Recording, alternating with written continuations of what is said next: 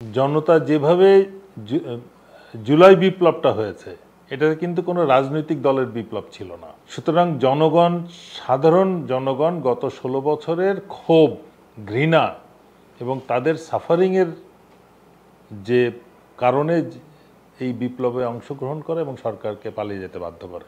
এখানে একটা বিষয় খেয়াল রাখতে হবে, 5 থেকে 8 আগস্টের মধ্যে কোনো সরকার ছিল না বাংলাদেশে। সুতরাং এই উপদেষ্টা মণ্ডলী নির্বাচন করেছে কে? ওই সময় সশস্ত্র বাহিনী বা সেনাপ্রধানই মোটামুটি বলা যায়। রাষ্ট্রপতি ছিল বঙ্গভবনে নিষ্ক্রিয়, আর সেনাবাহিনী প্রধান সক্রিয় ছিলেন এবং এই উপদেষ্টা মণ্ডলীকে নির্বাচিত করা হয়।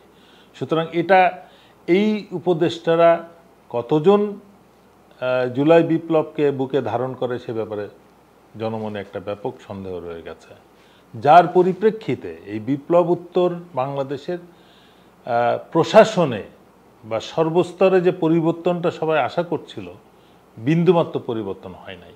এখন আমরা তার পরিপ্রেক্ষিতে কি দেখছি?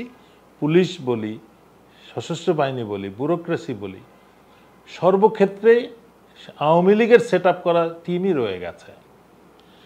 পুলিশ নিষ্ক্রিয়। জনগণ এখন যেটাকে মব জাস্টিস বলে গালি দেওয়া হচ্ছে, জনগণ তো বাধ্য হচ্ছে সিদ্ধান্ত নিতে, কেননা তারা পুলিশের কাছে কোনো বিচার পাচ্ছে না। সশস্ত্র বাহিনী গত 1 বছর 3-4 মাস মাঠে থাকা সত্ত্বেও তাদের কাছ থেকেও কোনো বিচার পাচ্ছে না।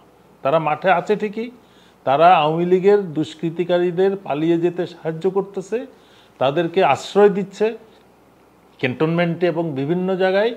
এমনকি সশস্ত্র বাহিনীর চাকরিরত অফিসার কমিউনিটি সেন্টার ভাড়া করে সন্ত্রাসী ট্রেনিং দিচ্ছে।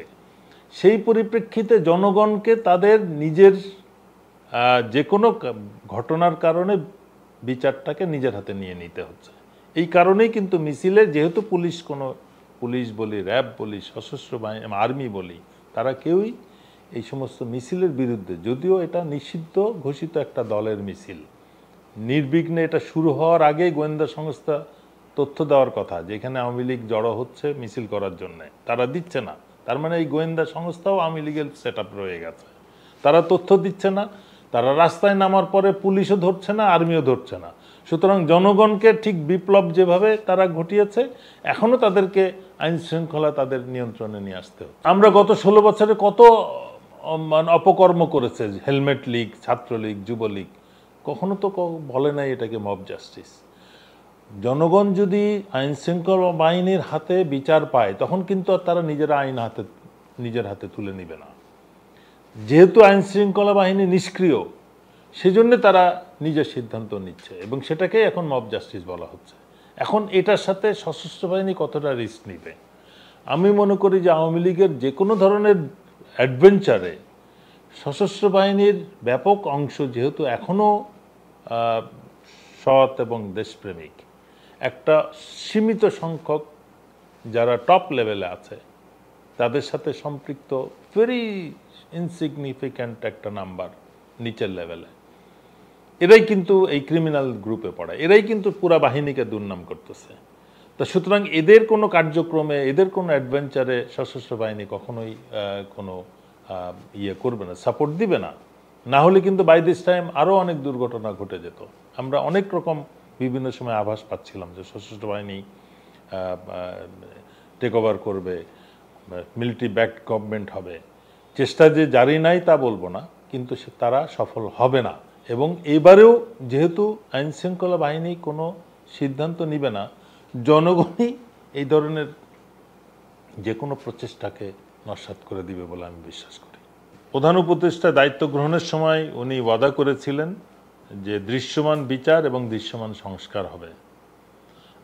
জনগণ আমি মনে করি সেটাই আশা করবে সরকার থেকে, এবং কোনো রকম সেফ এক্সিটের কারণে যেন সরকার কোনো তাড়াহুড়া না করে, নামে মাত্র ইলেকশন যেন না করে। জনগণকে সচেতন থাকতে হবে। এবং আমরা 8 সাল বা 2008, 14, 18 বা 24-এর যে নির্বাচন হয়েছে বাংলাদেশে, সেটা পৃথিবীর ইতিহাসে একটা কলঙ্কজনক নির্বাচন। তেমন কোনো নির্বাচন যেন না হয়, বা কোনো রাজনৈতিক দল ষড়যন্ত্রের মাধ্যমে ক্ষমতায় আসার জন্য যেন একই ঘটনার পুনরাবৃত্তি না করে, সেই জন্যে জনগণকে নির্বাচনটা সুষ্ঠু করার ব্যাপারে নিজেরাই সতর্কতা অবলম্বন করবে। প্রতিটা ভোট কেন্দ্র তারা পাহারা দিবে। যারা সঠিকভাবে নির্বাচিত যোগ্য প্রার্থী যারা আছেন তারা যদি সুষ্ঠু নির্বাচনের মাধ্যমে নির্বাচিত হতে চান তাহলে তারাই জনগণকে সাথে নিয়ে ভোট কেন্দ্র পাহারা দিয়ে সুষ্ঠু নির্বাচন নিশ্চিত করবেন। তাহলেই দেশে শান্তি ফেরত আসবে। আর নির্বাচন উপলক্ষে যদি কোনো রকম সন্ত্রাসী কার্যক্রম হয় সেটাকে নিয়ন্ত্রণে রাখতে হবে। আমার যেটা ধারণা, এই ঢাকা এয়ারপোর্টে যে ঘটনাটা ঘটল, এই ব্যাপক অগ্নিকাণ্ডের পরিপ্রেক্ষিতে যারা ষড়যন্ত্রকারী তারা আশা করছিল হয়তো যারা ক্ষতিগ্রস্ত ব্যবসায়ীরা রাস্তায় নেমে আসবে, সরকারকে অকার্যকর করে দিবে এবং যার পরিপ্রেক্ষিতে একটা চক্রান্তকারী মহল সুযোগ পাবে সেনাবাহিনী টেকওভারের পরিস্থিতি বা জরুরি অবস্থার মাধ্যমে একটা ক্ষমতা গ্রহণের চেষ্টা। আমি মনে করি জনগণ সচেতন ছিল বিধায় তেমন কোনো ষড়যন্ত্র কার্যকর হয় নাই এবং আগামী ফেব্রুয়ারি বা যখনই নির্বাচন নির্ধারিত হবে সে পর্যন্ত জনগণ সচেতন থেকে যে কোনো ষড়যন্ত্র মোকাবেলা করে দেশকে শান্তিপূর্ণ একটা নির্বাচন উত্তর গণতন্ত্র কায়েমের পথে সহায়তা করবে।